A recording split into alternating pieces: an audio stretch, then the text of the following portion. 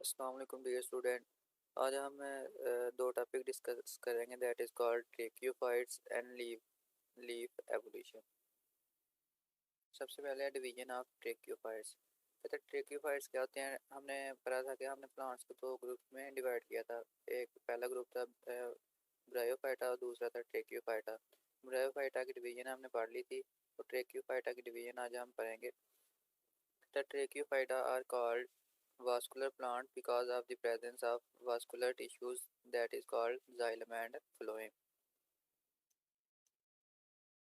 ट्रेक्योफाइट्स ऐसे ग्रुप होते हैं जिनमें जाइलम और फ्लोएम प्रेजेंट होते हैं। ठीक है, हमने पढ़ा था कि ब्रायोफाइट्स ऐसा ग्रुप था जिनमें वास्कुलर टिश्यू एब्सेंट थे, मतलब कि जाइलम और फ्लोएम एब्सेंट थे। और ट्रेक्योफाइट्स प्लांट्स का ऐसा ग्रुप है जिन प्लांट्स में जाइलम और फ्लोएम प्रेजेंट होंगे उनको हम ग्रुप ट्रेक्योफाइट में रखेंगे। कहता these are successful groups of plant. कहता ये आजकल लैंड के ऊपर बहुत ज़्यादा सक्सेसफुल है और यही प्लांट्स टेक्यूफाइट ही आजकल लैंड के ऊपर डोमिनेट कर रहे हैं, मतलब कि इनकी बहुत ज़्यादा तादाद लैंड के ऊपर प्रेजेंट है। कहता they are able to adapt the rough land habitat more successfully and amongst them the flowering plants today have dominate land habitat. कहते हैं ये जो ट्रेक्योफाइट्स था इन्होंने रफ लैंड कंडीशन को बहुत अच्छी तरह अडॉप्ट किया। रफ लैंड हैबिटेट से क्या मतलब है कि जहाँ पे वाटर की बहुत शॉर्टेज थी, मतलब कि पानी बहुत कम होता है, लेकिन ये प्लांट्स इन जगहों में भी बहुत अच्छी तरीके से सर्वाइव कर सकते हैं। और उसके एग्जांपल है फ्लावरिंग प्लांट्स। कहते हैं फ्लावरिंग प्लांट्स जो है वो लैंड पर इस वक्त क्या कर रहे हैं, डोमिनेंट है, मतलब कि उनकी बहुत ज़्यादा तादाद ज़मीन के ऊपर प्रेजेंट है। उसके बाद कहता है कि the evolution of following complex vegetative and reproductive characteristics enable vascular plant in general and flowering plants specifically to become predominant flora of the land। कहता है ये कुछ नीचे कैरेक्टरिस्टिक्स बताई लिखी गई है जिनकी वजह से ट्रेक्योफाइट्स जमीन के ऊपर डोमिनेंट हो गया कि इन अडॉप्टेशन की वजह से ये डिफरेंट कंडीशन में सर्वाइव कर सकता है। अब ये डिफरेंट अडॉप्टेशन देखना है कि ट्रेक्योफाइट ने कौन कौन सी अपने अंदर मॉडिफिकेशन की, कौन कौन सी अडॉप्टेशन इख्तियार की और ये दुनिया के अंदर दुनिया में ये ज़मीन के ऊपर डोमिनेट हो गया है। कहता सबसे पहले जो इनकी अडॉप्टेशन थी वो थी रूट स्टेम्स और लीव्स की। इन्होंने अपनी बॉडी के अंदर तीन चीज़ें डेवलप की, that is called root stem and leave. उसके बाद दूसरी characteristics of vascular system is present in stems roots and leaves. तो स्टेम रूट्स और लीव हम कहते ही उन स्ट्रक्चर का जिनमें वास्कुलर सिस्टम प्रेजेंट होता है, मतलब कि जाइलम और फ्लोएम टिश्यूज प्रेजेंट होंगे। तो ट्रेक्योफाइटा ने क्या किया, पहले अपनी स्ट्रक्चर डेवलप की जिसको नाम दिया रूट स्टेम्स और लीव का, और फिर इनके अंदर वास्कुलर सिस्टम भी प्रेजेंट था। वास्कुलर सिस्टम का फंक्शन क्या होता है कि जाइलम ने पानी को ट्रांसपोर्ट करना होता है with in the plant cells और फ्लोएम ने डिफरेंट मिनरल्स या ग्लूकोज वगैरह को ट्रांसपोर्ट करना होता है। उसके बाद कहता है कि जो तीसरी प्रॉपर्टीज है protected sporangia leading to the evolution of a seed. कहता है ये जो ट्रेक्योफाइट ग्रुप है इनमें स्पोरेंजिया जो होता है वो प्रोटेक्टेड होता है और स्पोरेंजिया के अंदर सीड की फॉर्मेशन होती है और सीड आगे इनकी जनरेशन को आगे बढ़ाने में हेल्प करता है। मतलब कि हमने देखा है कि हम सीड किसी भी ज़मीन में लगाएं और उसकी नोरिशमेंट करें तो वो उस सीड से एक नया पौधा बन जाता है। तो इन प्लांट्स ने ट्रेक्योफाइट्स ने अपनी बॉडी के अंदर सीड्स बनाना शुरू कर दिया और इस सीड्स की मदद से इन्होंने अपनी जनरेशन को आगे बढ़ाना शुरू कर दिया। उसके बाद चौथी जो कैरेक्टरिस्टिक्स थी ये बहुत अहम थी।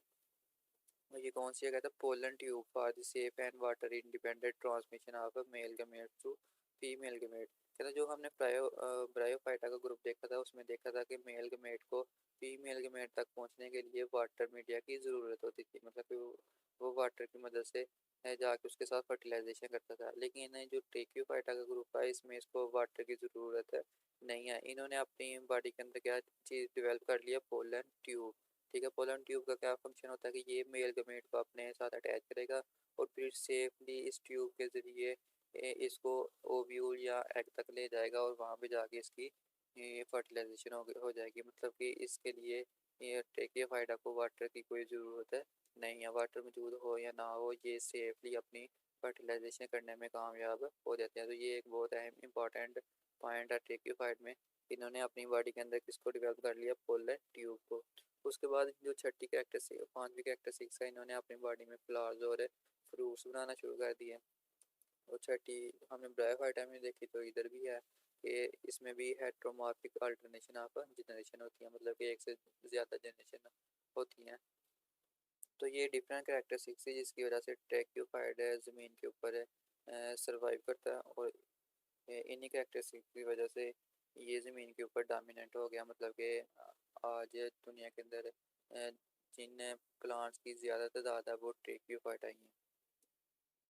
उसके बाद कहता है कि ट्रैकियोफाइटा को आगे फर्दर 4 क्लासेस में, 4 सब डिवीजन में डिवाइड किया जाता है। वो कौन कौन सी है? सबसे पहली है सिलोप्सिडा, उसके बाद लाइकोप्सिडा, तीसरी है फिनोप्सिडा और चौथी है ट्रियोप्सिडा। ठीक है, तो ये 4 डिफरेंट सब डिवीजन है। तो ये थी डिवीजन ऑफ ट्रैकियोफाइटा। कुछ कैरेक्टरिस्टिक्स हैं ट्रैकियोफाइटा की, और लास्ट में क्या देखा हमने? Sub division of ट्रैकियोफाइटा। ट्रैकियोफाइटा को 4 ग्रुप्स में डिवाइड किया जाता है, that is called psilopsida, lycopsida, sphenopsida and pteropsida. उसके बाद दूसरा टॉपिक देखते हैं हम, एवोल्यूशन ऑफ सीड, के प्लांट्स के अंदर या ट्रैकियोफाइट के अंदर लीफ कैसे बना। ठीक है, कैसे डिफरेंट स्ट्रक्चर ने एवोल्यूशन करके लीफ बनाना शुरू किया। तो इसको हम डिस्कस करते हैं। कहता है early vascular land plants did not have true leaves और रूट्स। कहता है जो अर्ली वास्कुलर प्लांट्स है, जो अर्ली ट्रैकियोफाइट्स है, उनमें ट्रू लीव प्रेजेंट नहीं था। ट्रू लीव से क्या मुराद है कि लीव्स अगर प्रेजेंट थे लेकिन उनमें वास्कुलर सिस्टम जाइलम और फ्लोएम एब्सेंट थे। तो इसलिए हमने इसको बोला कि did not have a true leaves और रूट। कहता they were small in size with dichotomously branch erect smooth aerial part and equally strong subterranean anchoring and absorptive rhizome. कहता जो अर्ली वास्कुलर प्लांट्स हैं उनमें क्या आता है कि छोटी छोटी ब्रांचेस थी। ठीक है, डाइकोटमसली से क्या मतलब? डाई का मतलब होता है टू, और कॉटमसली में इन ब्रांचेस। ठीक है, तो इन प्लांट्स में 2 ब्रांचेस थी जो कि क्या थी? इरेक्ट थी। इरेक्ट से मुराद है सीधी थी, और स्मूथ ही प्लेन थी। एरियल पार्ट, और ये किसकी बात कर रहा है? जो एरियल पार्ट है, मतलब कि जो हवा में पोर्शन थे, ये उनकी बात कर रहा है। जो हवा में स्टेम वगैरह थी वो डाइकोटमसली थी, मतलब कि 2 ब्रांचेस में डिवाइड हो जाती थी, और ये दोनों ब्रांचेस क्या होती थी? इरेक्ट और स्मूथ होती थी। उसके बाद कहता है जो दूसरा पोर्शन था, जो सबस्टेरियन था, जो ज़मीन के अंदर पोर्शन होता था, वो कैसा होता था? वो प्लांट्स को या ट्रैकियोफाइट्स को ज़मीन के साथ एंकरिंग करने में, सहारा देने में मदद करता था। एंड दूसरा इसका फंक्शन था कि वो ज़मीन से पानी को ऑब्जॉर्व करके इन प्लांट्स को प्रोवाइड करता था, और इस स्ट्रक्चर को नाम देते थे राइजोम का। ठीक है, तो ये अर्ली वास्कुलर प्लांट्स के बारे में बताया कि जो सबसे पहले ज़मीन के ऊपर ट्रैकियोफाइट्स आए, तो उनकी करेक्टरिस्टिक्स क्या क्या थी। जो इनका एरियल पोर्शन था वो डाइकोटमसली ब्रांच था, और जो सबस्टेरेनियन पोर्शन था, मतलब कि जो ज़मीन के अंदर पोर्शन था, वो क्या करता था? इस प्लांट को ज़मीन के साथ सहारा देता था, और पानी को ऑब्जॉर्व करके इन प्लांट्स को प्रोवाइड करता था। उसके बाद कहता है कि ये जो कुक्सोनिया एक प्लांट था, हैड सेम स्ट्रक्चर लेआउट। कहता है इसकी कुक्सोनिया की जो स्ट्रक्चर थी वो सेम इसी तरह की जो हमने ऊपर अभी डिस्कस किया है अर्लियर वास्कुलर प्लांट की। ठीक है, तो कुक्सोनिया क्या है? एक अर्लियर वास्कुलर प्लांट है। कहता है इसकी लेआउट बिल्कुल वैसी थी जैसे हमने पीछे डिस्कस किया है। कहता है इसके पास क्या होता था? Naked stem without leaves. कि इनके पास नेकेड स्टेम थी, मतलब कि जो एरियल पोर्शन था वो डाइकोटमसली ब्रांच था, और उन ब्रांच के ऊपर कोई भी लीव्स प्रेजेंट नहीं था। कहता such plant started to form leaves as small scale like outgrowth. कहता फिर इन प्लांट्स ने क्या किया कि लीव्स को बनाना शुरू कर दिया, और ये लीव कैसे थे? Small scale like outgrowth. For example कहता अगर ये एक प्लांट है, तो इन्होंने क्या करना शुरू किया? ये डाइकोटमसली ब्रांच हो गए। ठीक है, और इसके ऊपर छोटी छोटी आउट ग्रोथ बनना शुरू होगी। ठीक है, तो इसको कहता है ये small scale like out growth.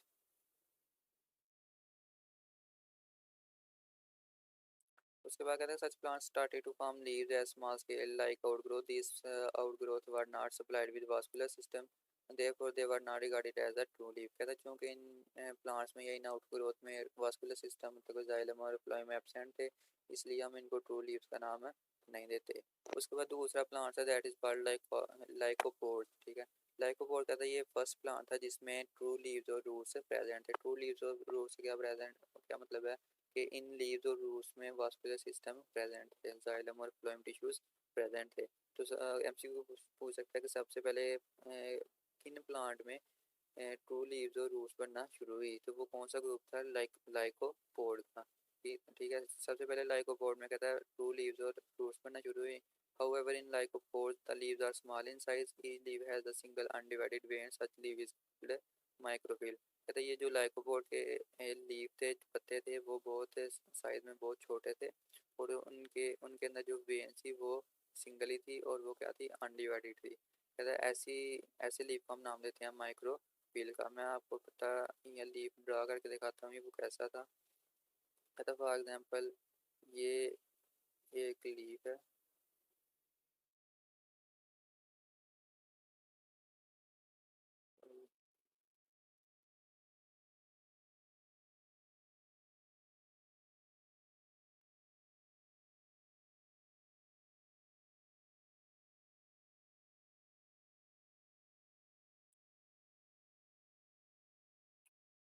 गलत हो जा रहा है, बस इसी पॉइंट तक करना आपने। तो कहता है ये फर्ज करें कि ये लीफ है और लीफ के अंदर सिर्फ एक ही वेन थी, ये वेन सिर्फ एक ही वेन है और ये कहता है अनडिवाइडेड है, मतलब कि इससे आगे वेनलेट से नहीं निकली हुई। तो इस ऐसे लीफ का हम नाम देंगे माइक्रोफिल का। उसके बाद दूसरा लीफ है एक मेगाफिल। कहता है large leaves having dividing veins and veinlets with an expanded leaf blade and lamina are known as megaphyll. कहता है लेकिन बाद में जो प्लांट्स आए, फॉर एग्जांपल फर्न्स और सीड प्लांट के जो पत्ते थे वो बड़े होते हैं और उनमें जो वेन्स होती है वो डिवाइडेड होती है। फॉर एग्जांपल ये अगर ये एक लीव है,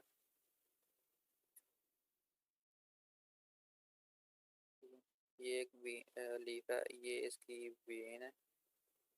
वेन कहता है आगे क्या की हुई है, वेन डिवाइड है वेनलेट्स में,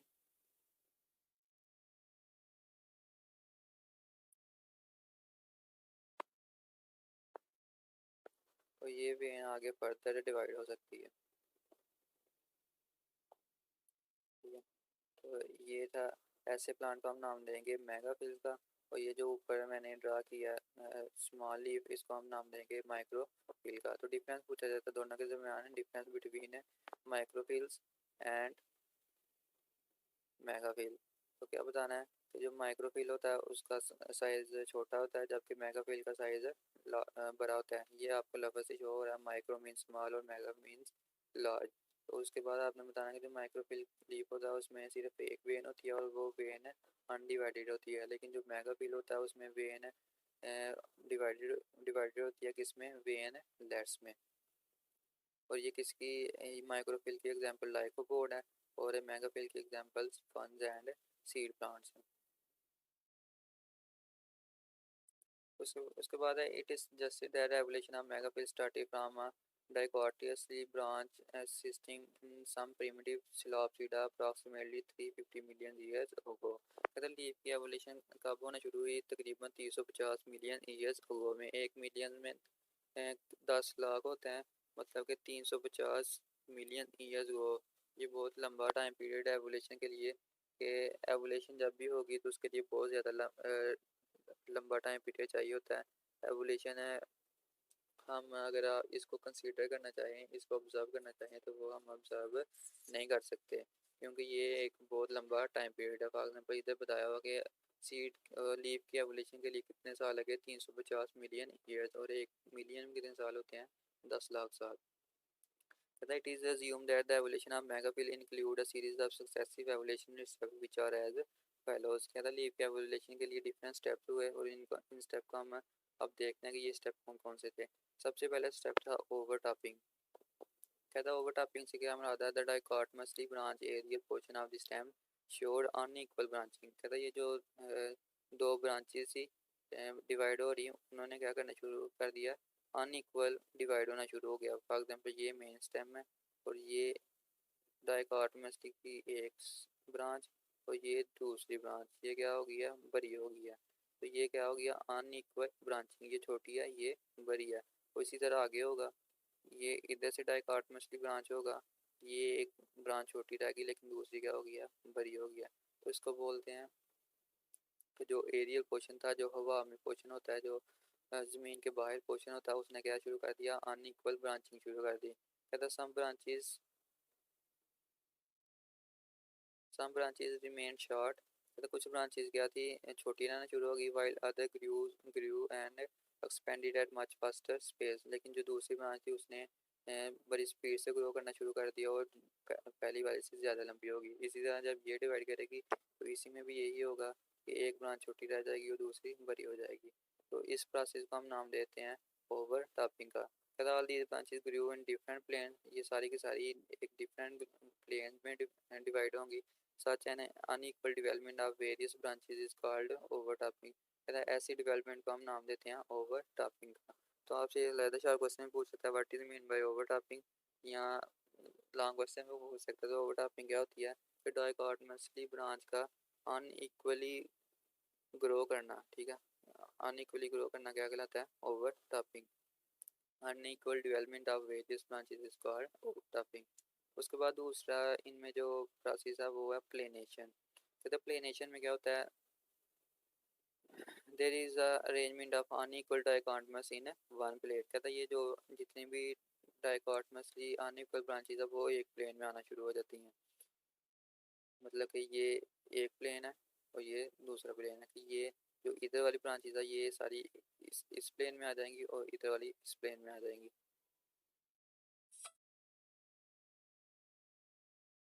तो दूसरे स्टेप में क्या होगा, प्लेनेशन हो गया। प्लेनेशन से क्या मुराद है कि ये फॉर एग्जांपल मेन स्टेम है, तो ये सारी की सारी डाइकोटोमस ब्रांचेस क्या होंगी, एक प्लेन में आ जाएंगी।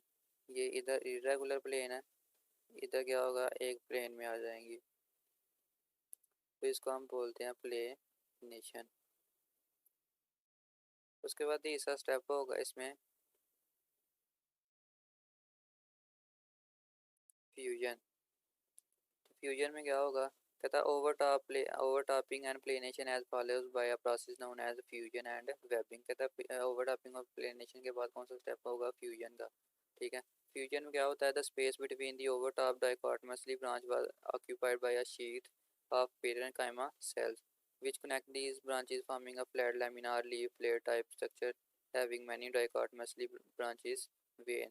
कहता है ये जो डाइकोटोमसली ये ब्रांचेस ही इनके अंदर क्या फिल हो जाएगा, एक पेरेन्काइमा टिश्यूज फिल होना शुरू हो जाएंगे। तो ये पेरेन्काइमा टिश्यू जब फिल कर देंगे तो ये क्या बना देंगे, एक ब्लेड लाइक स्ट्रक्चर बना देंगे जिसको हम नाम देंगे लीफ का। तो ये देखें सबसे पहले क्या थी कि ये एक डाइकोटोमसली ब्रांच था। तो सबसे पहला इनमें क्या हुई, ओवरटॉपिंग हुई। ओवरटॉपिंग में क्या हुआ कि जो डाइकोटोमसली ब्रांच का एक ब्रांच थी उसने ज़्यादा स्पीड से ग्रो करना शुरू कर दिया और वो लंबी हो गई, दूसरी ब्रांच क्या रह गई है, छोटी रह गई है। उसके बाद इन्होंने प्लेनेशन की, मतलब कि ये ब्रांचेज एक प्लेन में आ गई, लेफ़्ट वाली लेफ़्ट साइड में और राइट वाली राइट साइड में। और उसके बाद जो एक प्लेन में आ गई तो उसके बाद पेरेंट का मसाइल फिल होना शुरू हो गया। मतलब कि अगर यहाँ पे ऐसे ये उन्होंने क्या कर दिया, पेरेंट का मसाइल की शीट बनाई और इसको क्या कर दिया, फिल कर दिया। तो कहता कि इस फिलिंग के बाद ये देखें इसमें अब वेन्स नज़र आ रही हैं, इनको आप किसका नाम दे देना, वेन्स का नाम दे देना है। ये वेन्स है और वेन डिवाइड हो गए, किस में डिवाइड हो गया, वेनलेट्स में। तो इसको हम नाम देते हैं मेगा फिल का या लीफ का। उसके बाद कहता है कि during the course of evolution, fusion of the vascular strand resulted in a net or reticulate venation pattern। तो कहता है ये लीफ किस फॉर्म में आ गया, रेटिकुलेट वेनेशन में। रेटिकुलेट वेनेशन में मुराद है कि वेन डिवाइड होकर एक जाल बना देती है, नेटवर्क बना देती है, इसको हम बोलते हैं रेटिकुलेट वेनेशन। ये जो आपको स्ट्रक्चर नज़र आ रही है ये कौन सी वेनेशन है, रेटिकुलेट वेनेशन। वेनेशन से मुराद है कि वेन्स एक डिफरेंट तरह की स्ट्रक्चर बनाती है, एक पैरेलल वेनेशन होती है, एक रेटिकुलेट वेनेशन होती है। तो अगर वेन्स एक दूसरे के पैरेलल रहती हैं तो उसे हम पैरेलल वेनेशन बोलते हैं, और अगर एक जालनुमा स्ट्रक्चर बना देती है तो उसे हम बोलते हैं रेटिकुलेट वेनेशन। तो ये कौन सी स्ट्रक्चर बना रही है, रेटिकुलेट वेनेशन। कहते हैं process of evolution of leaf was very slow. कहता है एवोल्यूशन का प्रोसेस बहुत स्लो होता है and gradually will completed in more than 15 to 20 million years. और ये एवोल्यूशन का प्रोसेस तकरीबन 15 से 20 मिलियन ईयर्स में कंप्लीट होता है।